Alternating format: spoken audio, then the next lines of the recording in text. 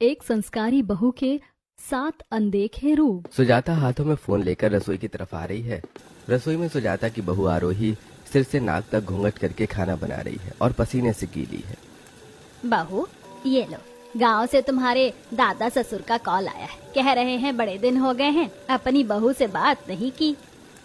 अब आरोही फोन पकड़ती है और घूंघट ऊपर करने की कोशिश करती है कि तभी सुजाता उसका हाथ पकड़कर, अरे बहू घूंघट मत हटाओ, घूंघट में ही बात करो। वो बस तुम्हारी आवाज सुनना चाहते हैं, चेहरा नहीं देखना है उन्हें। जी मम्मी जी। प्रणाम दादाजी, कैसे हैं आप? और गांव में सब कैसे हैं? अरे हाँ बहू, गांव में सब कुछ बहुत अच्छा है। तुम खाना बना रही थी क्या? जी मैं खाना ही बना रही थी। कितनी संस्कारी बहू है मेरी। इतनी संस्कारी बहू तो आजकल गांव में भी नहीं है किसी की। अच्छा चल, अब मैं फोन रखता हूँ। ठीक है दादाजी। अब आरोही फोन रख देती है और सुजाता बहू से बोलती है, सुन बहू, खाना बन गया, जरा आप मेरे पैर दबा दे, पैरों पे काफी दर्द है। अब आरोही सोफे पर अपनी सास को बिठाकर उनके पैरों में तेल लगा रही होती है कि तभी वहाँ पड़ोस की बसंती आती है। बाप रे, तेरी बहू तेरा पैर भी दबाती है और इतनी गर्मी में घूंघट भी कर रखा है। हमारी बहू को देखो, छोटे छोटे कपड़े में घर में घूमती है और साफ कहती है कि इतनी गर्मी में हमसे साड़ी नहीं पहनी जाएगी। पर तेरी बहू तो बहुत संस्कारी है सुजाता। बहुओं को संस्कारी बनाना पड़ता है बसंती। मैंने इसको अपने संस्कारों में ढाल रखा है। बाकी तो इसको बाहर की चीज मत बताया कर, वरना इसे नजर लग जाएगी। वो तो ठीक है, पर ये बता, तेरी बहू कहीं घूमने फिरने नहीं जाती क्या? सारा दिन घर में रहती है। तभी आरोही घूंघट के नीचे से बड़ी धीमी आवाज में कहती है, जी मुझे बाहर घूमना फिरना पसंद नहीं है। माँ जी भी कहती हैं, संस्कारी बहू घर की दहलीज लांघती हुई बार बार अच्छी नहीं लगती। बाप रे, फुल कंट्रोल कर रखा अपनी बहू को तूने तो। तेरी बहू जैसी बहू तो सबको मिलनी चाहिए। चल मैं चलती हूँ। अगले दिन आरोही अपने कमरे में अपने पति से, विष्णु जी, मुझे थोड़े से पैसे चाहिए थे, कुछ सामान लाना था। ठीक है मैं देता हूँ। इतने में वहाँ पर सुजाता आती है। रुक बेटा, बहू के हाथ में इतने पैसे देना अच्छी बात नहीं है। बहू तुझे कुछ चाहिए तू हमें बता, हम दिलवा देंगे। तू पैसे लेकर क्या करेगी? तू तो मेरे साथ ही जाती है ना। ठीक है माँ जी, मुझे नहीं चाहिए पैसे। अब इसी तरह अगले दिन सुजाता अपनी बहू को 7 से 8 साड़ियाँ देती है। ये ले बहू, तेरे लिए साड़ियाँ लेकर आई हूँ, अब बदल बदल कर साड़ी पहनना।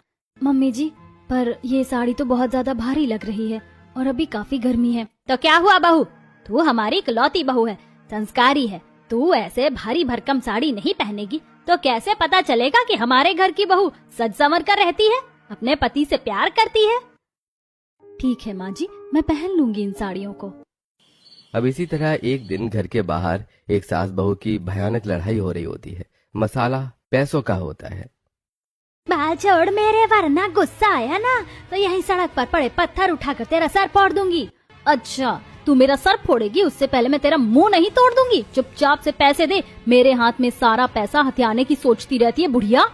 अच्छा, मैं पैसा हथियाती हूँ तो एक नंबर की डायन है, मेरे बेटे की सारी कमाई खा जाती है। अब इतने में वहाँ सामने से सुजाता अपनी संस्कारी बहू के साथ बाजार से घर आ रही होती है। आरोही के हाथ में सब्जी का थैला होता है और आरोही कुछ पैसे अपनी सास को दे रही होती है। माँ जी, आपने बाजार करने वक्त मेरे हाथ में 2000 रुपए दिए थे। सब्जी तो लगभग 700 रुपए में आ गई थी। अब ये बाकी के पैसे आप रख लीजिए। ठीक है बहू, ला मुझे दे। वो देख, सुजाता की बहू कितनी संस्कारी है, सारे बचे हुए पैसे अपनी सास को वापस देती है और तू तो बचे पैसे बिना बताए ही उड़ा देती है। मुझे नहीं बनना इसकी तरह। अब ये सब सुनकर सुजाता रास्ते में ही अपनी बहू के सिर पर थू थू करते हुए कहती है, थू थू थू, राम राम, ये मोहल्ले की औरतें तो मेरी संस्कारी बहू को भी नजर लगा देंगी। चल बहू, चल यहाँ से। इसी तरह एक दिन पड़ोस की शिवानी अपनी छत पर कपड़े डाल रही होती है और उन कपड़ों पर हल्की गंदगी लगी होती है, जिसे देखकर उसकी सास छत पर ही उससे लड़ने लगती है। कपड़े धोने का ढंग नहीं क्या? इतना महंगा वॉशिंग मशीन लगा रखा मेरे बेटे ने, तब भी कपड़ों में जिद्दी दाग लगे हुए हैं। ऐसा है ना, तू मुझे ज्यादा मत सिखा और खुद कर ले, अगर तुझे काम करना आता है तो। शर्म नहीं आती अपनी सास से? तू तड़ाक से बात करती है, बदतमीज कहीं की। अब छत का शोर सुनकर सुजाता अपनी बेटी बहू के साथ छत पर आती है। अरे ये क्या हो रहा है भाभी? पता नहीं जी, घूंघट की वजह से कुछ दिख भी नहीं रहा है, बस आवाज आ रही है किसी के लड़ने की। क्या होगा बहू, ये दोनों सास बहू बदतमीजी से बात कर रही हैं। जी हाँ माँ जी, मैंने भी सुना।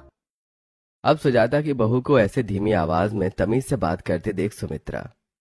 देख सुजाता की बहू अपनी सास से कितनी तमीज से बात करती है, कितनी संस्कारी है वो। हाँ, मेरी बहू तो तमीज से ही बात करती है, और अगर आज मेरी बहू ने इस तरीके से मुझसे बात की होती ना, तो मैं उसकी जुबान खींच लेती। भाभी आप चलिए, ये सब सुनकर आप पर बुरा असर पड़ेगा। अब इसी तरह एक रात मोहल्ले में लड़ाई हो रही होती है। सुजाता का परिवार घर से बाहर आता है तो देखता है कि कलावती की बहू सिमरन छोटे कपड़ों में दारू पीकर अपनी सास से लड़ रही है। तुझे शर्म नहीं आती बहू? बेशर्मी की भी हद होती है, इतने छोटे छोटे कपड़ों में इतनी रात को तू कहाँ से आ रही है? हाय रब्बा, तेरे मुंह से तो दारू की बदबू आ रही है, तूने नशा भी किया है?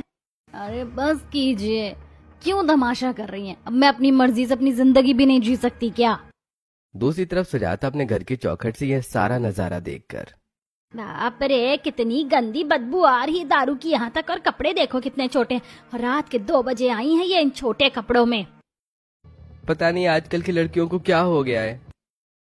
तभी आरोही घूंघट के नीचे से कहती है, क्या हुआ माँ जी, सब ऐसे क्यों लड़ रहे हैं? बहू बहू, तू घर के अंदर जा। हाँ आरोही, तुम मेरे साथ अंदर चलो, ये सब देखना तुम्हारे लिए ठीक नहीं है। तभी पड़ोस की बसंती कहती है, सुजाता तू तो किस्मत वाली है जो तेरी बहू को इन सब चीजों की समझ ही नहीं है। ऐसी संस्कारी बहू तो सबको मिले। ए बस कर, नहीं तो नजर लग जाएगी। इसी तरह कुछ हफ्ते गुजरते हैं और एक दिन विष्णु अपने दोस्तों के साथ बाहर घूमने का प्लान बनाता है, जहां वो अपनी पत्नी को भी ले जा रहा होता है। बहू, पति के साथ घूमने जा रही हो तो भी तहजीब में ही रहना। मोहल्ले के लोग तुम्हें देखती हो कितना संस्कारी मानते हैं, मेरी भी इज्जत बनी रहती है। जी माँ जी। अब विष्णु अपनी पत्नी को लेकर दोस्तों के साथ शॉपिंग मॉल में जाता है। अरे आरोही, हम बाहर घूमने आए हैं, तुम थोड़ा तो घूंघट ऊपर कर लो, आसपास की चीजें भी तो देखो, अगर कुछ पसंद है तो कहो, मैं दिला दूंगा। नहीं जी, मैं घूंघट नहीं हटाऊंगी, मैं नहीं चाहती कि कोई गैर मर्द मुझे देखे। ये सुनकर विष्णु के बॉयज फ्रेंड कहते हैं, अरे क्या बात है विष्णु भाई, मानना पड़ेगा, भाभी तो बहुत संस्कारी है, तेरे सिवा किसी गैर मर्द को देखता भी नहीं चाहती। हाँ भाई, हमारी पत्नी तो छोटी छोटी कपड़ों में घूमती है, और बॉयज फ्रेंड्स भी हैं उनके, जो कभी कभी उन्हें मॉल लेकर भी जाते हैं। अरे नहीं नहीं, मेरी पत्नी तो ऐसी नहीं है। अब इसी तरह कुछ हफ्ते गुजरते हैं और एक दिन सुजाता अपने बेटा बेटी के साथ रिश्तेदार के घर जा रही होती है। बहू, मैं 2 दिन के लिए अपनी बहन के घर जा रही हूँ, उसके बेटे का मुंडन है। तुम तो वैसे संस्कारी हो, कहीं जाओगी नहीं, घर में ही रहोगी, लेकिन फिर भी कह रही हूँ दरवाजे वगैरह अच्छे से बंद करके रखना। ठीक है माँ जी। अब सुजाता अपनी बेटा बेटी को लेकर चली जाती है। वहीं आरोही कमरे में जाकर खुद को बंद कर लेती है और सीधा रात के 11 बजे अपने कमरे का दरवाजा खोलती है, जहां आरोही का अंदाज पूरा बदला हुआ होता है। आरोही शॉर्ट 1 पीस ड्रेस में होती है, चेहरे पर बोल्ड मेकअप, लिप्स पर रेड डार्क लिपस्टिक होती है, पैरों में हाई हील्स और कान में फोन लगा हुआ होता है। सड़क के बाहर मिल जाना तुम मुझे, बहुत दिनों बाद आजादी मिली है बाहर जाकर अपनी मर्जी से घूमने फिरने की। अब आरोही घर को लॉक करके सड़क से नुक्कड़ पर आती है, जहां उसके फ्रेंड कार लेकर खड़ी होती है। अब आरोही कार में बैठती है और सीधा क्लब उतरती है। फाइनली तू आ ही गई, पूरे 6 महीने बाद हमसे मिलने। शादी के बाद तो तूने हमसे मिलना जुलना ही बंद कर दिया था। सच में आरोही, तुम तो बिल्कुल ही बदल गई अपने ससुराल जाकर। तुम भूल गई क्या कि तुम कैसी बिंदास चिल करने वाली लड़की थी? अब आरोही ये सब सुनकर मायूस होते हुए कहती है, भूली ही नहीं हूँ यार, पर एक कड़वा सच है कि शादी के बाद लड़कियों को अपनी खुशी से ज्यादा दूसरों की खुशियों के बारे में सोचना पड़ता है, और कभी कभी अपनी इच्छाओं को भी दबाना पड़ता है। पर आज मैंने अकेले में सोचा कि छिप कर ही सही, पर अपनी इच्छा इंसान को पूरी करनी चाहिए। अब देर रात तक आरोही अपने दोस्तों के साथ क्लब में पार्टी करती है और वहीं फ्रेंड्स आरोही को घर पर छोड़ देते हैं। वहीं बालकनी में खड़ी कलावती की नजर आरोही पर पड़ती है। अरे ये किसके घर की बहू इतनी रात को बाहर घूम रही है? अब कलावती इतना बोलती है कि पीछे से उसका बेटा उसे आवाज देता है और वो पूरे तरीके से आरोही को नहीं देख पाती। इसी तरह अगले रात को भी आरोही छोटे छोटे कपड़ों में पार्टी करके घर आ रही होती है कि कलावती फिर से उसे देखने लगती है कि तभी सड़क की लाइट अपने आप ही बंद हो जाती है। बाप रे, ये स्ट्रीट लाइट को क्या हो गया, घर का रास्ता भी नहीं दिख रहा है। अब फटाफट आरोही घर में जाती है। दूसरी तरफ कलावती बालकनी से, अरे ये कौन थी, आज भी इसे नहीं देख पाई। आखिर किसकी बहू रोज रात को छोटे छोटे कपड़ों में बाहर घूमने जाती है। वैसे सुजाता घर पर नहीं है, एक बार सुजाता के घर जाकर पता करती हूँ। अब 2 दिन बाद सुजाता घर आती है और उसी वक्त कलावती वहां पहुंच जाती है। आ गई तू? अच्छा एक बात बता, तेरी गैर मौजूदगी में तेरी बहू कहीं घूमना फिरना भी कर रही थी क्या छोटे छोटे कपड़ों में? तेरा दिमाग खराब है क्या? मेरी बहू संस्कारी है, उसे मैं जो साड़ियाँ खरीद कर देती हूँ ना, वो उसके सिवा कुछ नहीं पहनती। हाँ, मेरी भाभी तो हो ही नहीं सकती, और इन्हें तो बाहर जाने में भी डर लगता है, वो इतनी संस्कारी है। चलो फिर मेरे ही आंखों का धोखा होगा, चल मैं जा रही हूँ। अब इसी तरह एक दिन आरोही अपने कमरे में अपने फ्रेंड से बात कर रही होती है। ओए आरोही सुनना, गर्मी बहुत ज्यादा पड़ रही है और हम लोग पूल पार्टी करना चाह रहे हैं, तो तू आएगी पूल पार्टी में? कद्दू पार्टी में आऊंगी मैं। तू जानती नहीं है क्या मेरी सास कितनी स्ट्रिक्ट है? मैं एक संस्कारी बहू हूँ यहाँ पर, लेकिन भैंस की आंख, मन तो मेरा भी कर रहा है पार्टी करने का। लेकिन मेरी ये बुढ़िया सास जिसकी सोच अभी भी आलम जमाने वाली है, वो मुझे इसकी इजाजत कभी नहीं देगी। अब इतना भी नहीं होता आज के टाइम पर। अबे यार चुप कर, तुझे कुछ पता भी है, इसीलिए तू ज्यादा बकवास मत कर, मेरा दिमाग पहले ही खराब हो रहा है। अब आरोही अपनी फ्रेंड से तू तड़ाक और बदतमीजी के साथ बात कर ही रही होती है कि तभी कमरे के दरवाजे पर उसकी नंद आती है। अच्छा सुनिए, अब आप फोन रखिए, मैं बाद में बात करती हूँ, घर में बहुत काम है। अब आरोही इतना कहकर फोन रख देती है। अरे भाभी, आपके कमरे में कोई और भी था क्या? क्योंकि अभी जब मैं यहाँ से गुजर रही थी तो मैंने यहाँ किसी की आवाज सुनी जो तू तड़ाक से किसी से बात कर रहा था। कोई तो था यहाँ। जी पता नहीं, मैंने तो नहीं सुनी ऐसी कोई आवाज। तभी वहां सुजाता आती है और ये सब सुन लेती है। अरे तू पागल है, अपनी भाभी से सवाल जवाब कर रही है। तेरी भाभी कभी ये उल्टे शब्दों का इस्तेमाल नहीं करती, वो मेरी संस्कारी बहू है। हो सकता है मैंने बाहर से ही कोई आवाज सुनी हो। अब इतना कहकर सभी वहां से चले जाते हैं। बाल बाल बच गई, अभी तो माँ जी के सामने मेरी ये बदतमीजी वाला रूप सामने आ जाता। वैसे अब मुझे फिर से थोड़े पैसे की जरूरत है, मुझे पार्टी करनी है, घर में तो कोई देगा नहीं, मांगने पर चुराना ही पड़ेगा। अब आरोही अपने पति की जेब से पैसे चुराती है और फिर अगले दिन सुबह, अरे माँ, आपने मेरी जेब से पैसे लिए हैं क्या? नहीं बेटा, मैं क्यों लूंगी पैसे? आरोही, क्या तुमने पैसे निकाले थे? तू पागल है क्या? वो भी पैसे क्यों निकालेगी? उसको जो चाहिए हम लाकर दे ही देते हैं। तूने ही कहीं ज्यादा पैसे खर्च कर दिए होंगे, तुझे याद नहीं है। बाप रे, अच्छा हुआ बच गई, वरना माँ जी के आगे मेरा ये चोरनी वाला रूप सामने आ जाता। जी मैंने पैसे नहीं निकाले वैसे। अब विष्णु इस बात को नजरअंदाज करके वहां से चला जाता है। कुछ देर बाद आरोही अपनी सास से कहती है, माँ जी, मुझे ना आज अपनी दोस्त के घर जाना है, उसने छोटा सा जागरण रखा है, मैं चली जाऊँ? उसे अच्छा लगेगा। अच्छा, जागरण में जाएगी? ठीक है जा, लेकिन बहुत संभल कर जाना। वैसे तो मुझे तुझ पर पूरा विश्वास है, पर देख अपनी इज्जत अपने हाथ में ही होती है, हमारी इज्जत मत डुबोना। देखती हो ना मोहल्ले में सब तुम्हारी कितनी तारीफ करते हैं। हाँ माँ जी, आप चिंता मत कीजिए, मुझे भी पता है घर की इज्जत बहू बेटियों से होती है। अब आरोही सुंदर साड़ी सर पर घूंघट करके घर से बाहर निकलती है। कितनी संस्कारी है सुजाता की बहू, घर से बाहर निकलती तो सर से घूंघट इधर से उधर नहीं होता है इसका। अब आरोही अपने फ्रेंड के घर पहुंचती है। आखिरकार आ ही गई तू हमारे साथ पार्टी करने। वैसे काफी अय्याश किस्म की है तो भी। अरे अय्याशियां तो इसने बहुत की है शादी से पहले, लेकिन अब शादी के बाद पता नहीं क्यों इतनी संस्कारी बन गई है। अरे बस बस, मेरे ससुराल के मैटर में तुम लोग मत पड़ो। तुम्हें पता है इस पार्टी के लिए मुझे चोरी भी करनी पड़ी।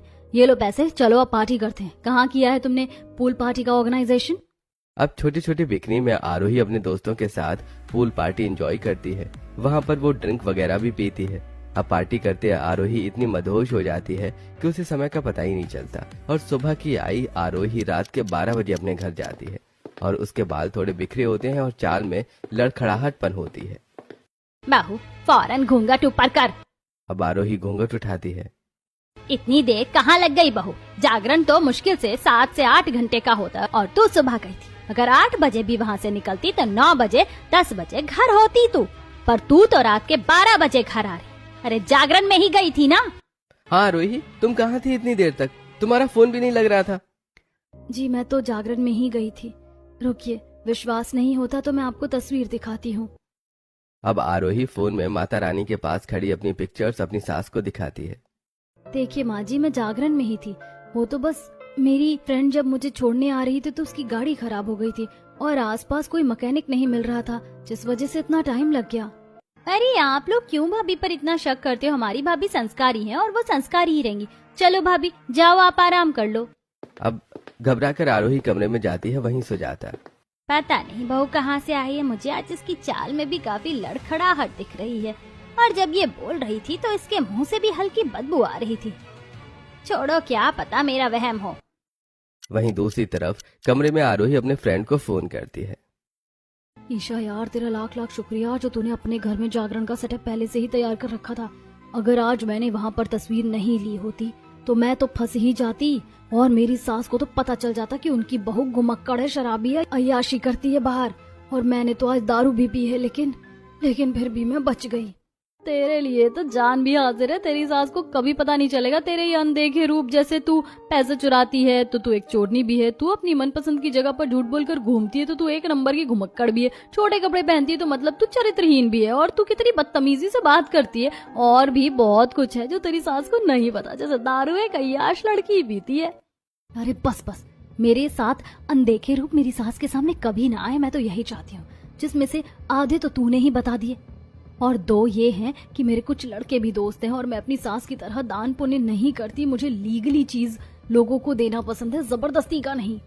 अच्छा बस ठीक है, अब रख दे फोन, कहीं पता चले तेरी सास कमरे में आ जाए और वो सब सुन ले, और तेरे साथ तो अनदेखे रूप तेरी सास को आज ही पता चल जाए। Okay bye. अब इसी तरह एक रात आरोही अपने पति के साथ सो रही होती है और अचानक तकरीबन रात के 2 बजे आरोही कॉन्फ्रेंस कॉल पर बात करने बालकनी में आती है। यार सतीश, मनोज, अंकित, राहुल, तुम लोग मेरे कॉलेज के बेस्ट फ्रेंड हो। तुम लोगों से इतने टाइम से नहीं मिल पाई हूँ। मुझे पता है तुम कब से प्लान बना रहे हो मिलने का, लेकिन मेरी वजह से ही प्लान कैंसिल हो जाता है।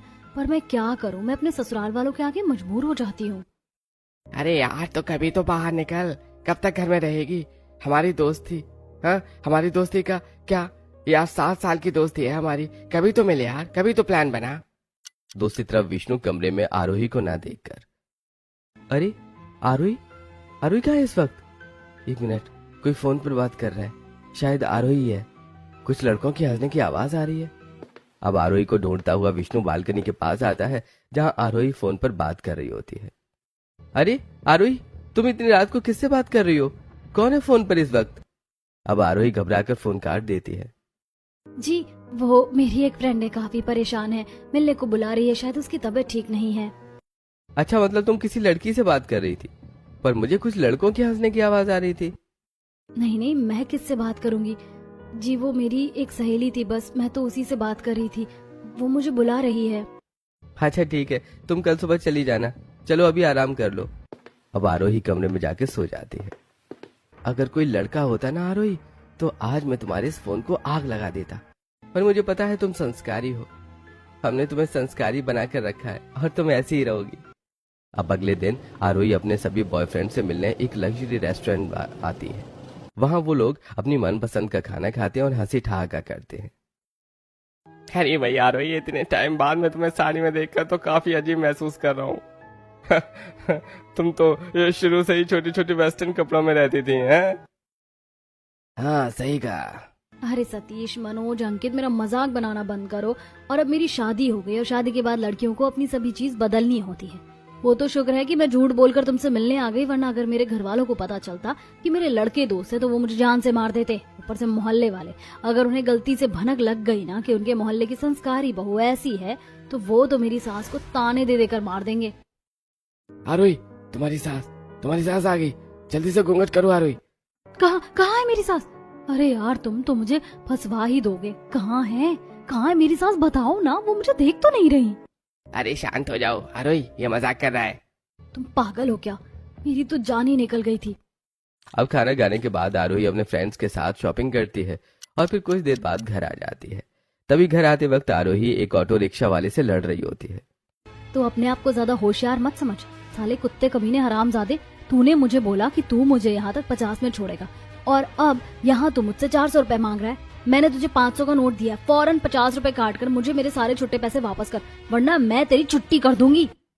वहीं दूसरी तरफ ऑटो में बैठी कलावती दूर से ये सब देखकर, अरे ये इतनी बदतमीजी से बात करती है तो बड़ी तमीजदार बनती है, घर और मोहल्ले में गाली तक निकाल रही है। घर जाकर सुजाता को बताऊंगी सब कुछ।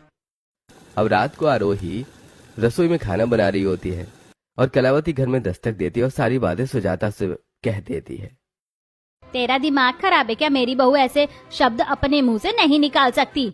मैं झूठ नहीं बोल रही सुजाता, अपनी आंखों से देखा सड़क पर गाली देते हुए तेरी बहू को, और तो और सर पर घूंघट भी नहीं था उसके। तभी हाथों में पानी का गिलास लेकर वहां आरोही आती है। चाची जी लीजिए पानी पी लीजिए, मैंने रसोई से आपकी आवाज सुनी। आप खड़ी क्यों हैं? बैठिए ना। देख लिया मेरी बहू के संस्कार, तू बुराई कर रही है और वो तुझे पानी पूछ रही है। सब ड्रामा है इसका, लेकिन देखिए तुझे भी सच पता चलेगा एक दिन। मुझे नहीं पीना पानी, जा रही हूँ। अरे अरे क्या हुआ? अरे जाने दे, जलते मेरी संस्कारी बहू से ये सब। तभी कोई ना कोई बहाना ढूंढकर तेरी बुराई करने आ जाते हैं। अब इसी तरह एक दिन मंदिर के पंडित भिक्षा मांगने मोहल्ले में आते हैं। लाइए सुमित्रा जी, कुछ दान दे दीजिए, मंदिर में भंडारा करवाने की सोच रहे हैं। अब सुमित्रा अपने पर्स से 2000 रुपए निकालकर पंडित के हाथ में दे रही होती है कि तभी उसकी बहू पैसे छीन कर कहती है, अरे मम्मी जी आपका दिमाग खराब हो गया क्या? 2000 रुपए चंदा में कौन देता है? मुश्किल से 21 रुपए बहुत है। अरे हम देखने जा रहे हैं क्या कि ये 2000 रुपए भंडारे में इस्तेमाल कर रहे हैं कि नहीं।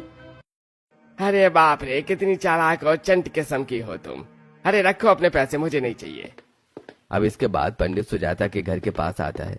सुजाता की बहू आटा चावल 3000 रुपए देती है और फिर अपने हाथों की अंगूठी निकालते हुए कहती है, पंडित जी ये अंगूठी आप अपने पास ही रख लीजिए। माता रानी को मेरी तरफ से ये छोटा सा भेंट है, आप उन्हें चढ़ा दीजिएगा। मैं कल ही खरीद के लाई हूँ इसे। अरे बाप रे, कितनी दयावान है और कितनी संस्कारी है। ऐसी दान करने वाली बहू तो सबके घर में होनी चाहिए। सुजाता जी आप तो किस्मत वाली हैं जो आपको बहू इतनी संस्कारी मिली है। देखो तुम 2000 देने से कतरा रही थी, सुजाता की बहू ने सोने की अंगूठी दे दी पंडित को। वो पागल है पागल, मैं पागल नहीं हूँ। अब पंडित आरोही को आशीर्वाद देता है और वहां से चला जाता है।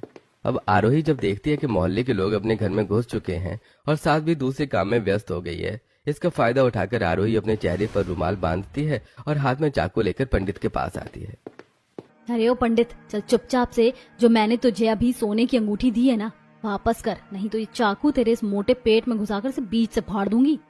अरे बाप रे, अभी तो तुम सबके आगे बहुत संस्कारी बन रही थी और अब डकैत बन गई।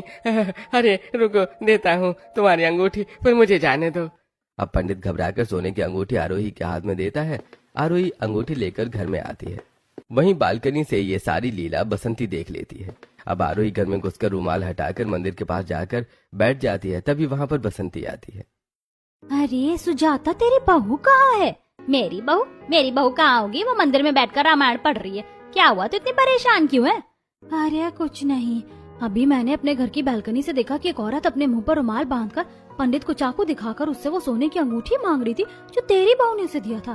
पर सच कहूँ तो उसके चलने के अंदाज से ऐसा लग रहा था सुजाता कि वो तेरी ही बहू थी। पर तेरी बहू तो यहाँ रामायण पढ़ रही है।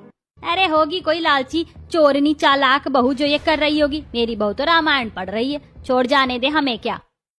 इतने में वहां आरोही उठकर आती है। पर मुझे सुनकर बहुत बुरा लग रहा है माँ जी, कैसे कैसे लोग होते हैं, भगवान उन्हें कभी माफ नहीं करेगा। अब इसी तरह कुछ हफ्ते गुजरते हैं और एक दिन सुजाता की तिजोरी से पैसे और कुछ सोने के जेवर गुम हो जाते हैं।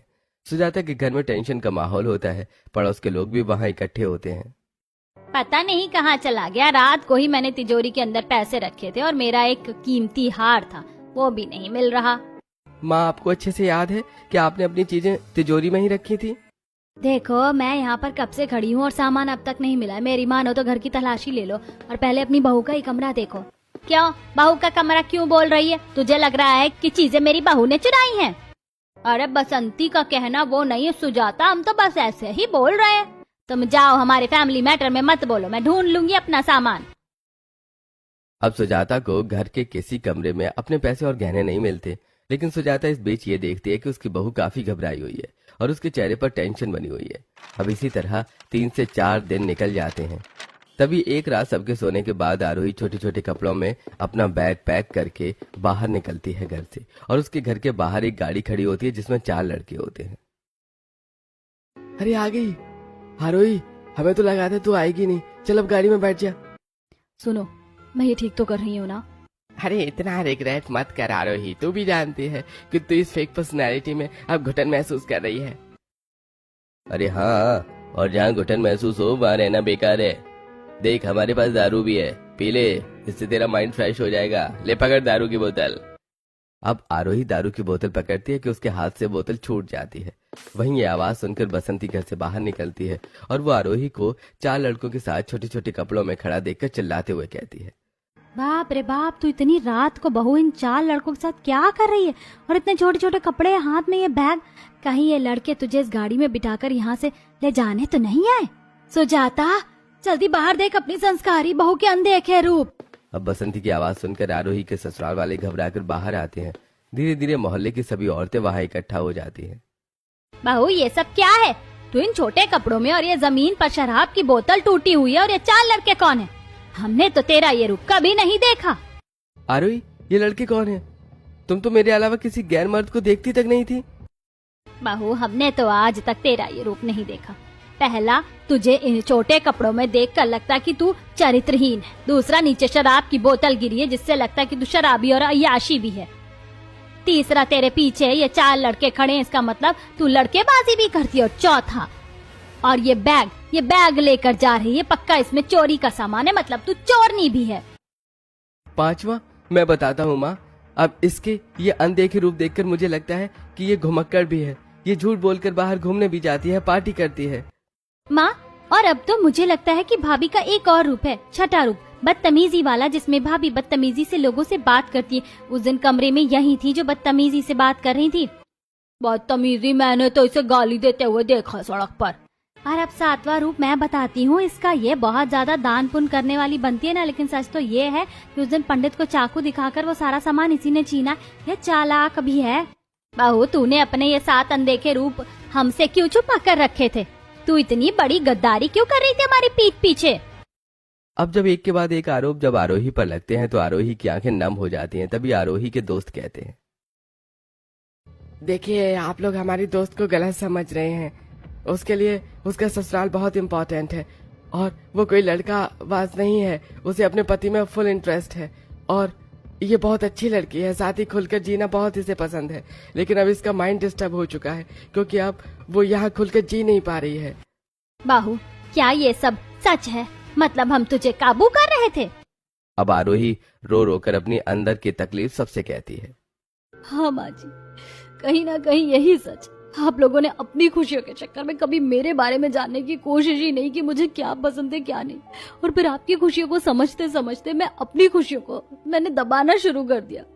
और जब हती हो गई तब मैंने चीजें छुपा कर करना शुरू किया और ले देकर आज मैं ही गलत बन गई। लेकिन सच कहूँ तो एनी टाइम घूंघट करना, भारी साड़ी पहनना, कम पैसों में गुजारा करना और बेमन से ऐसी जगह घूमना जहाँ इच्छा ही ना हो, वो खाना खाना जो पसंद ही ना हो, ये झूठी पर्सनालिटी अंदर ही अंदर मुझे खा रही थी। लेकिन मैं फिर भी चुप थी क्योंकि मैं देख रही थी कि मेरी वजह से आप लोगों को मोहल्ले में बहुत इज्जत मिल रही थी। इसीलिए मैंने आपकी खुशियों को ठेस पहुंचाना जरूरी नहीं समझा। तो जाता, तेरी बहू की बातें सुनकर तो मेरा दिल बैठ रहा है और ऐसा लग रहा है कि अगर तू अपनी बहू को समझती और उसकी इच्छाओं के बारे में जानने की कोशिश करती तो ये 7 अनदेखे चेहरे तुझे बहुत पहले ही पता चल जाते और फिर तू इन 7 चेहरों में से कोई चेहरे बदल भी सकती थी, इसे सुधार भी सकती थी। अब सुजाता और उसके बेटे को अपनी गलती का एहसास होता है। बहू, मुझे माफ कर दे। शायद मैंने तुझे समझने से ज्यादा तुझे दबा कर रखने में विश्वास किया और अब तो मुझे भी लगता है कि अगर मैं तेरी खुशियों के बारे में जानने की कोशिश करती तो शायद मैं तेरी बुरी आदतों को भी छुड़ा देती, जैसे शराब पीना, लेट नाइट पार्टी करना, छोटे कपड़े पहनना। मुझे भी माफ कर दो आरोही। मैंने भी कहीं ये जानने की कभी कोशिश नहीं की कि तुम्हें कहाँ जाना पसंद है, कहाँ नहीं, क्या खाना पसंद है, क्या नहीं। शायद पूछता तो आज तुम ये चीज मुझे बताती और अपने दोस्तों की जगह मेरे साथ घूमती। क्या तुम हमें माफ कर पाओगी आरोही? अब आरोही आंसू पोंछती हुई कहती है, मेरे इतने रूप देखने के बाद भी जब आप लोग मुझे अपना रहे हैं तो मैं आपको माफ कैसे नहीं करूंगी। और अब मैं अपनी आदतों में सुधार भी करूंगी, जैसे दारू मैं छोड़ दूंगी और घूमना फिरना भी कम कर दूंगी और घूमूंगी भी तो सिर्फ अपने पति के साथ, क्योंकि अब आप मेरी पसंद नापसंद जानते हैं। अब इस दिन के बाद से आरोही अपनी कुछ आदतों में सुधार करती है और कुछ अच्छी आदतों के साथ अपने ससुराल वालों के साथ मिलकर खुशहाल जिंदगी बिताने लगती है।